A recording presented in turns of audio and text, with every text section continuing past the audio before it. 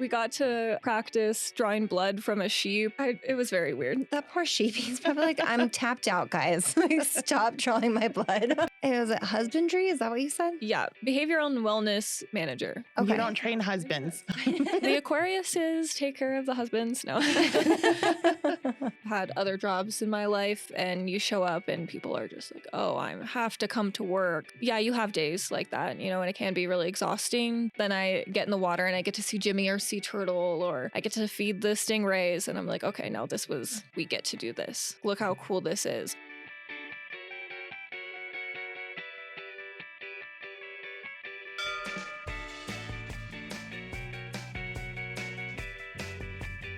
Hello and welcome to Good Job New Mexico. I'm your host, Stacey Johnston, and today I am joined by Raquel Gomez. Hey, Stacey, thank you. I was so excited to join.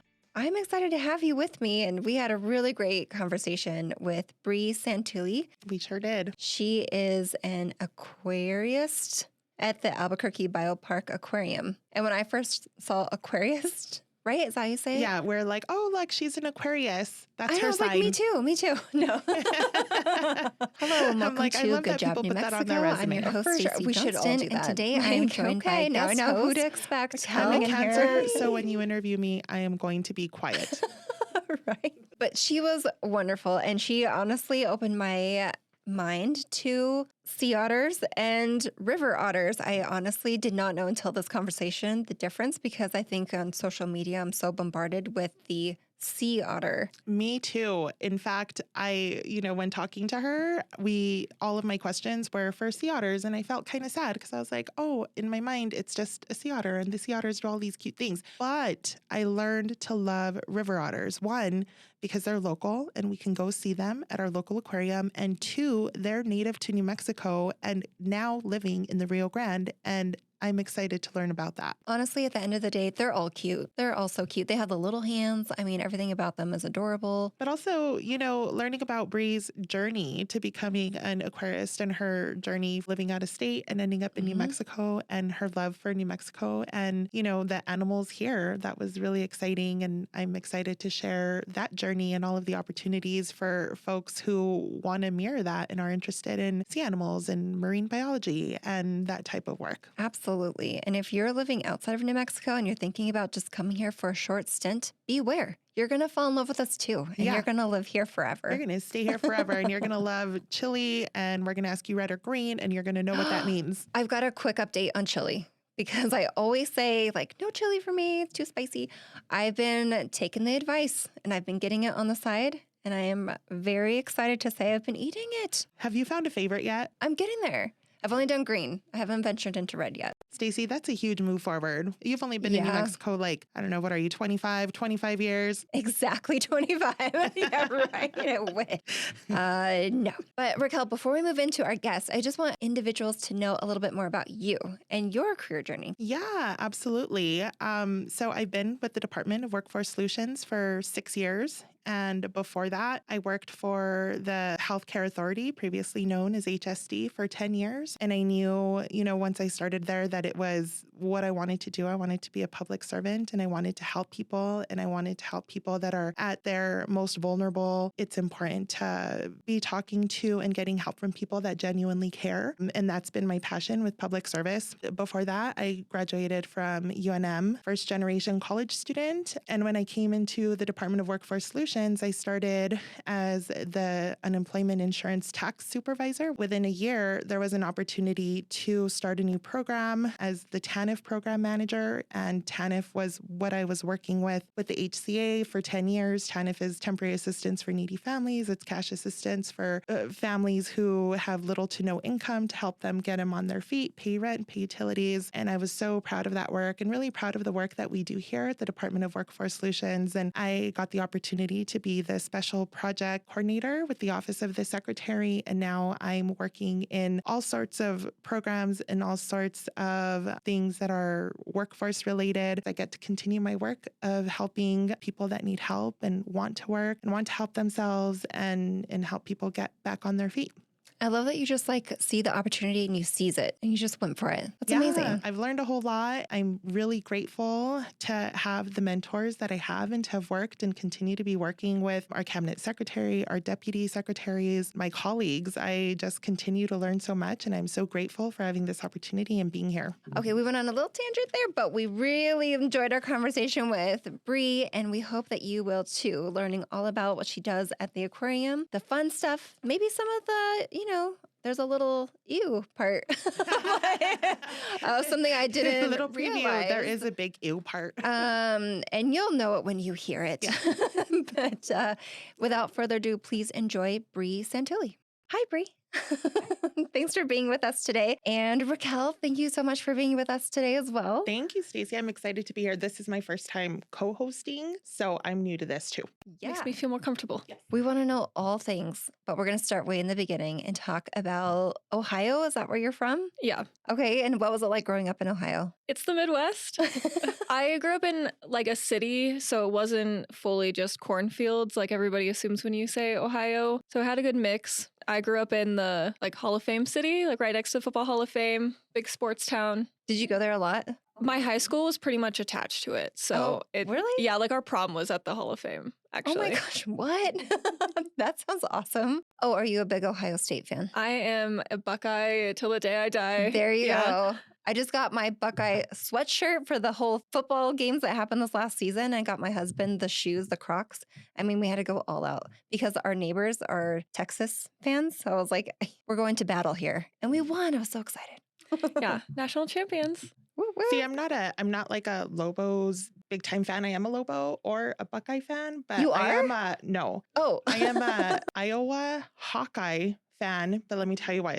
I was watching college football on ESPN and they kept saying Hawkeyes and I thought they were saying hot guys. And I was like, oh, the hot guys are on TV, right? And then I heard the story of the Hawkeyes and their stadium is overseen by a children's hospital. And like during every game, they wave at the kids that are sick. And I was like, no, I really like the Hawkeyes. Yeah, my boyfriend actually is getting his MBA through Iowa. Oh, We were able he's a in Hawkeye. Yeah, and in October we got to go back to Ohio State for a Ohio State Iowa game. We won. Oh, yay. no brag then. Yeah. Will you walk us through your career? I had a few different jobs. I worked at Wendy's. I worked at Steak and Shake. If you are from the Midwest, you know what that is. I worked at the Office of International Affairs through work study when I got to Ohio State. Those were the main jobs that I had that weren't animal care related. Like every other job I have had was animal care. I worked at COSI in Columbus, which is the Center of Science and Industry. It's a really highly rated like science museum. It's absolutely beautiful, but I did animal care there. So I did a lot of like husbandry behind the scenes, and I also did a lot of guest interactions. I would do kind of informal interactions with guests where I would take a cart out with animals and just be talking to people in the hallways about them. And then I would also do big scripted shows in front of a bunch of people. It was actually so fun there because we did rat basketball. What? Yeah, so I got to train the rats how to play basketball and then also do the show where they played, and we'd have little kids keeping scores and stuff. Yeah. I need to see this. It's so cute. It's very adorable. And then I also volunteered at a few wildlife rehabilitation centers. So I would go in and take care of injured and orphaned wildlife and get them back to health so they could be released. I also worked at a kennel. And so it was like a big kennel facility attached to a vet and a groomer. And it was like a big facility. And I just cared for the dogs and cats that people would be boarding there. So did a bunch of that. And then I interned at the Columbus Zoo and Aquarium, and I was in their actual aquarium. So that was the first time I really had my foot in the door of aquarium work itself. It was so competitive that even though I had so much animal care experience, because I didn't have that specific aquatic experience other than that one internship and a scuba certification, it was really difficult for me to get my foot in the door. So I would just say, like, anybody that's trying to enter the field, if it's aquatics, definitely get as much aquatic experience. But if it's just animal care or zookeeping and things like that you're interested in, really any place that you can volunteer, intern, get experience in any way.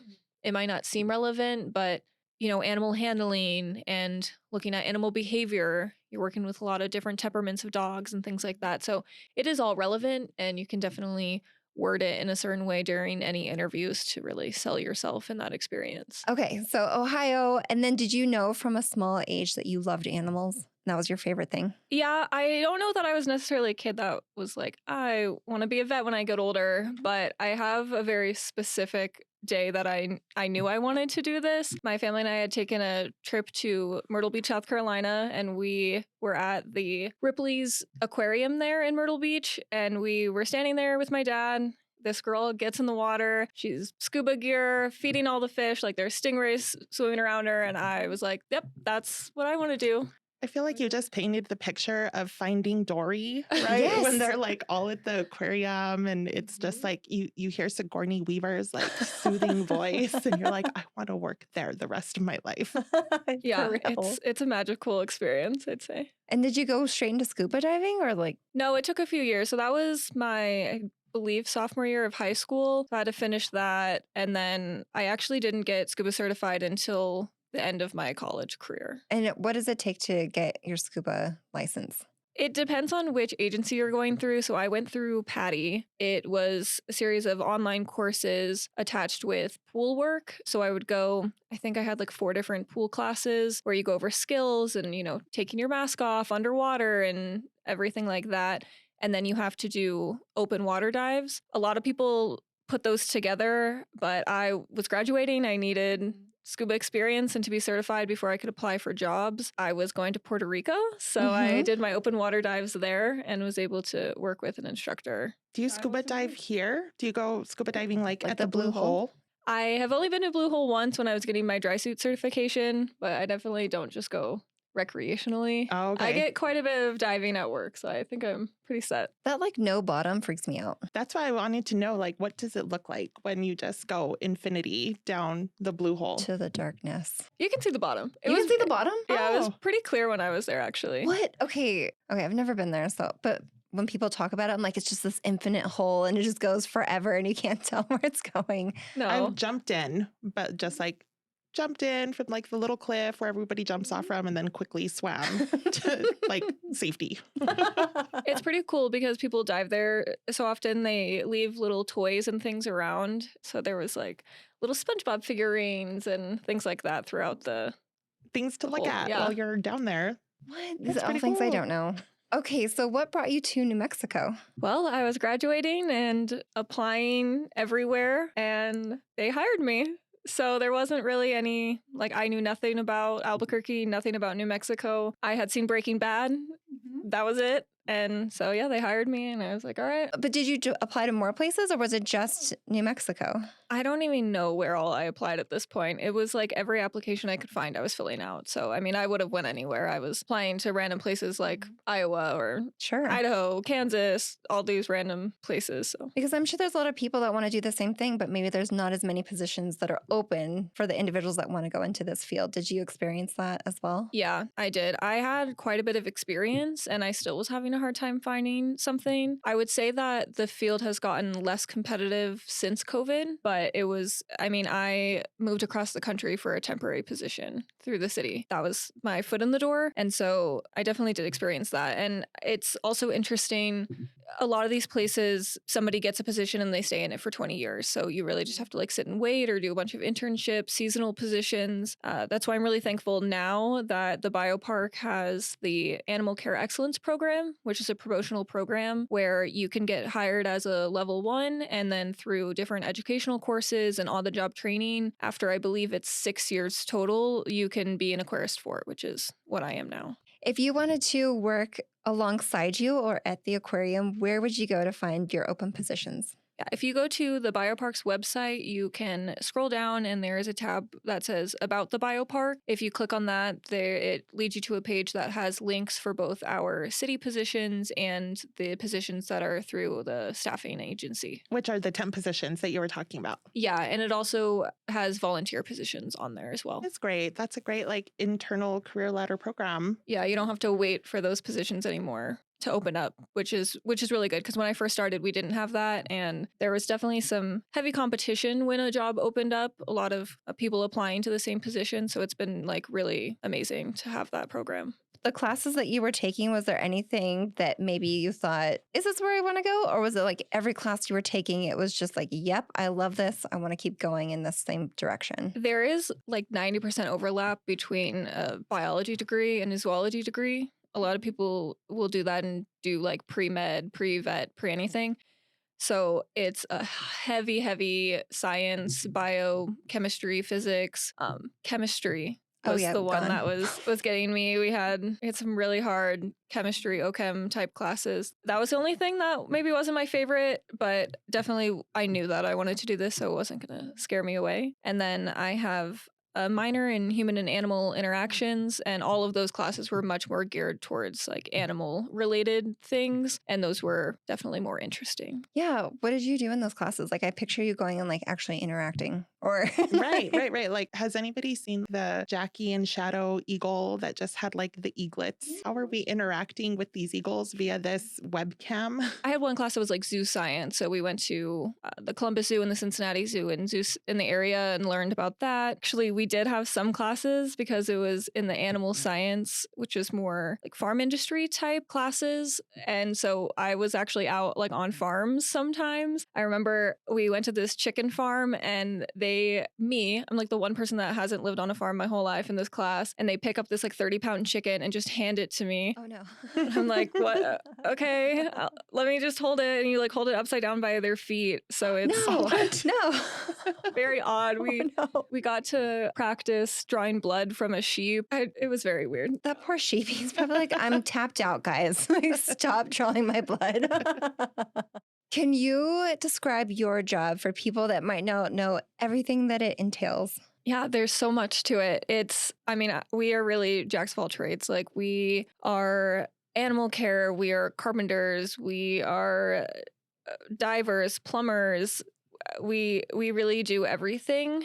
So yeah, you learn, like, I've had to use some crazy power tools that I probably had no business using to try to build some things. And yeah, I would say mostly, obviously the most prevalent part of my job is animal care. And that's just a very dirty job. It's something that takes like a lot of passion and love for the job. It's really, really rewarding. It's also really exhausting. Do they assign you to where you go, or do you get to kind of choose where within the aquarium you want to focus? A little bit of both. When we are switching assignments, so I would say about every 6 months, we have about a little bit of a shift. We get to fill out little cards that say, like, these are the systems I'm interested in. Here are the ones that I do not want. And my managers try to do that for everybody to, make sure people are working with things that they're interested in. However, like, sometimes that doesn't always happen. There are a few areas that stay pretty consistent. So the otter team, for example, is one that not everybody works with the otters, and the people that do work with the otters are pretty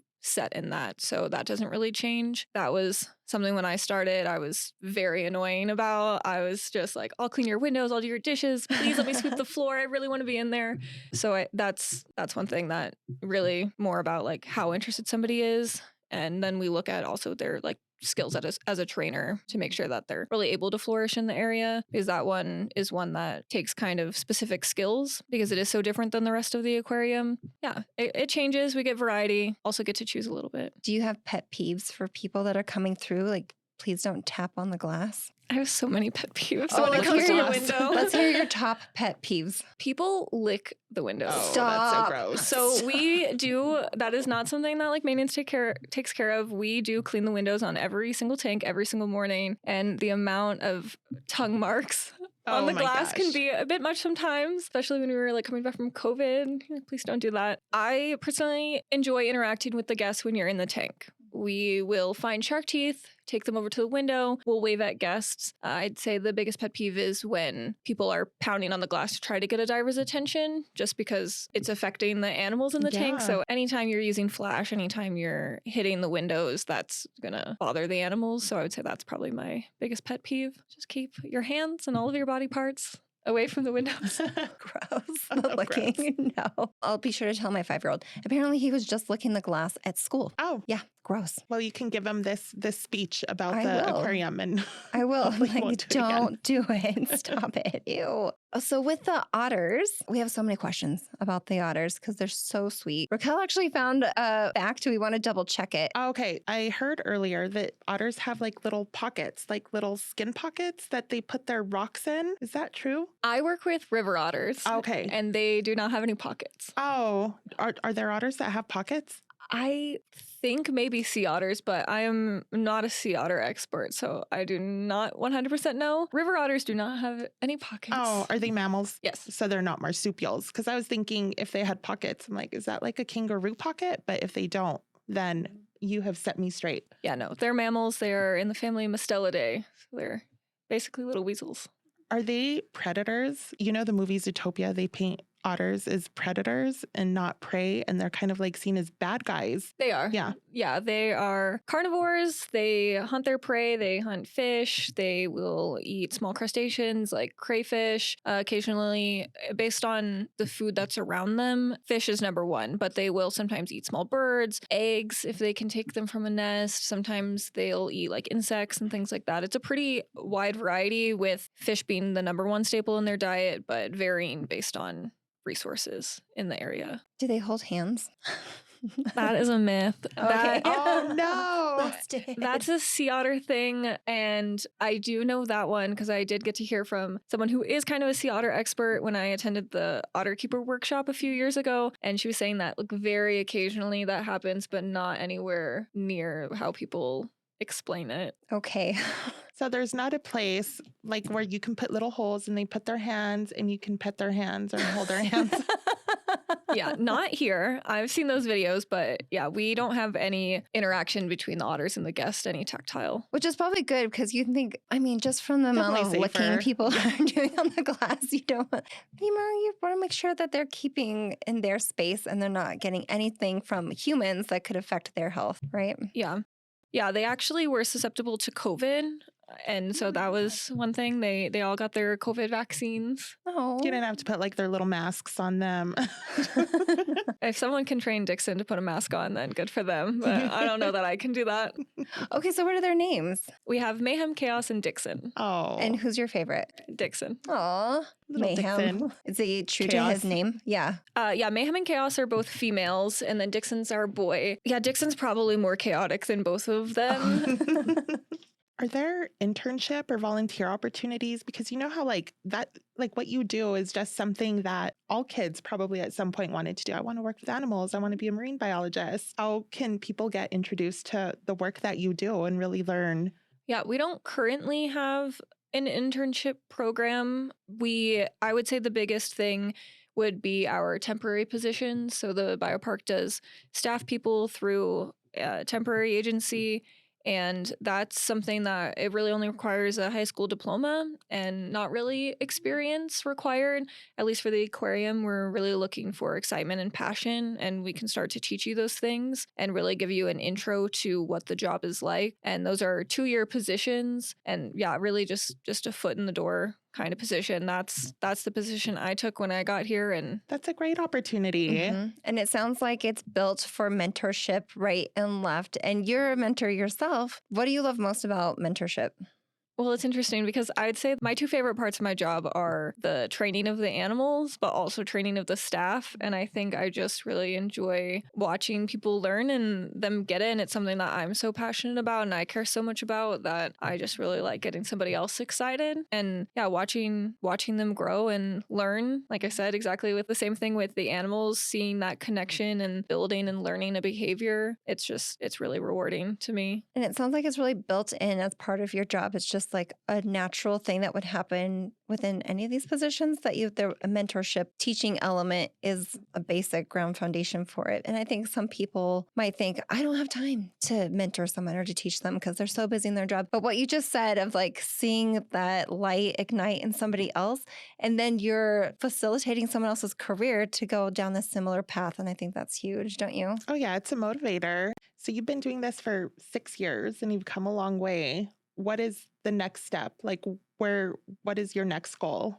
Do you want to stay where you are? Is there anywhere else to go? You want to go to a different or bigger zoo? I'm pretty content with where I am now. I really love New Mexico, so biopark's going to be stuck with me for a while. Yay. In the natural career progress of what I'm in, the next step above my position would be the head aquarist, and then that would lead into assistant curator and curator. Oh, wow. That's kind of the steps of the aquarium themselves. Really, any aquarium, that's kind of the steps that you would take. My ultimate end goal of my career, maybe not end goal, one of my goals would be to be a behavioral husbandry and wellness manager for a facility. So that is a lot of training, which is what I enjoy. We actually have that position at the biopark. So maybe one day that'll be me. Hey, was it Wow. husbandry? Is that what you said? Yeah, behavioral and wellness manager. Okay. You don't train husbands. So every day, like animal care is also called husbandry, but I know. When I was reading your resume, I was like, am I reading this correctly? I got Yeah. a little nervous. Like, oh no, I can't read. Someone help me. the Aquariuses take care of the husbands. No. Was there a specific animal or area that surprised you when you first got into this field? Like their personality or something that you didn't know about them? A lot of our animals have very distinct personalities. There's not necessarily, I think, anything that surprised me. I think the biggest thing that I've seen as far as personalities go would be with Dixon. We got him. He actually came from the Columbus Zoo. So I say that we came from Ohio together. And I showed up in July, he showed up in December. And from like the time that he got here to now, I've been able to see just him become more comfortable and really thrive in his new place. So I think that's been, I guess, the most rewarding, not necessarily surprising. For sure. How old is Dixon? Dixon just turned 13 on February 11th. An Aquarian. Oh, a fresh teenager. Now I know why you like Dixon so much, 'cause he's from Ohio. Yeah. Aw. That's so sweet. You guys were meant to be together. For Dixon's birthday, I just made him a big ice block and I gave him a bunch of like puzzle feeders, and really I just let him eat all by himself all day because he doesn't necessarily like to share. And then Chaos's birthday is coming up soon on March 18th. She'll be 10. Oh.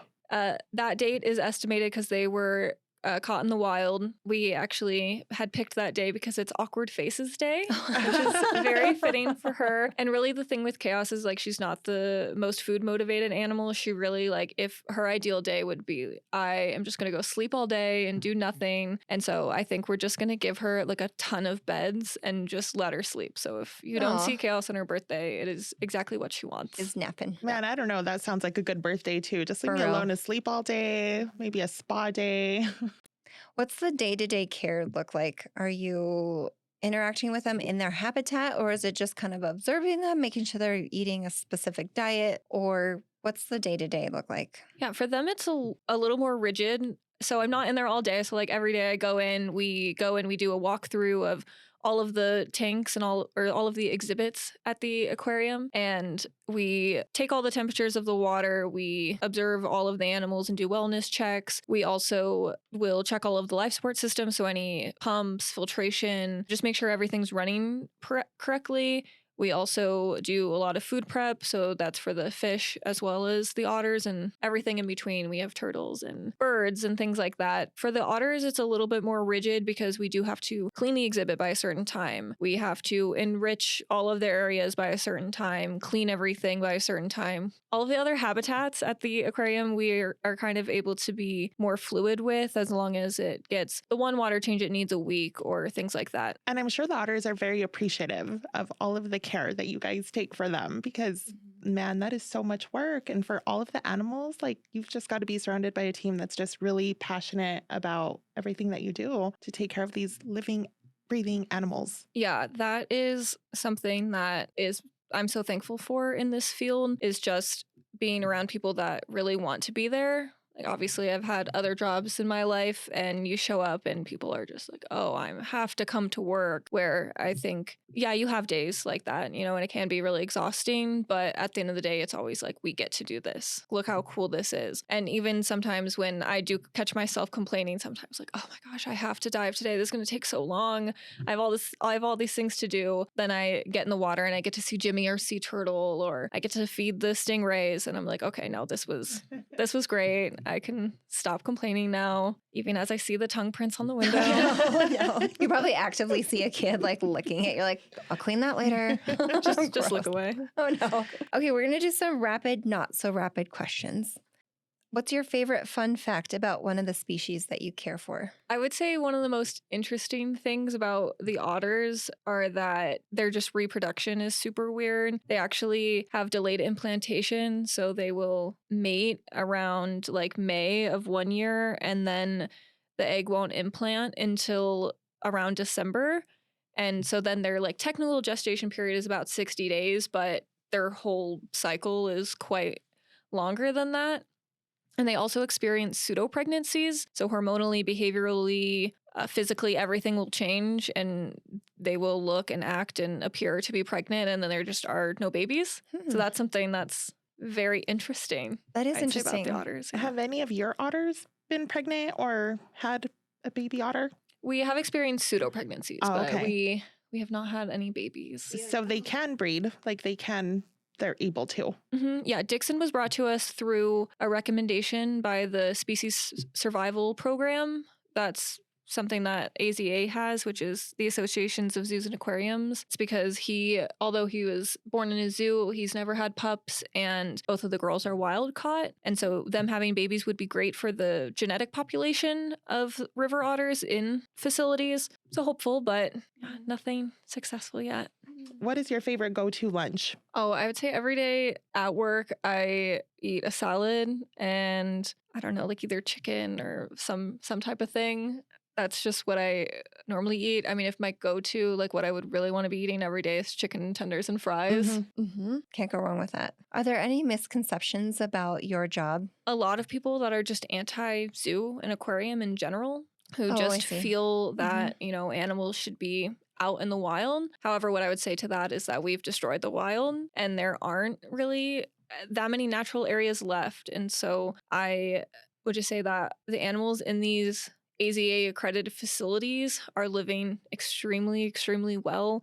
They are very well taken care of. There are a lot of regulations that we have to go through, a lot of standards that we have to uphold. We do have to be reaccredited every 5 years, and all of those standards we have to be meeting as they update. Really, at the end of the day, like, nobody is in this field because they just want to throw an animal in an enclosure. Like, we are doing this because we are extremely passionate and we love it and we care for these animals so much that we're doing everything in our power every day to give them the best lives that they can possibly have. So I don't know how people can look at it and not want them to be there. They're living very well.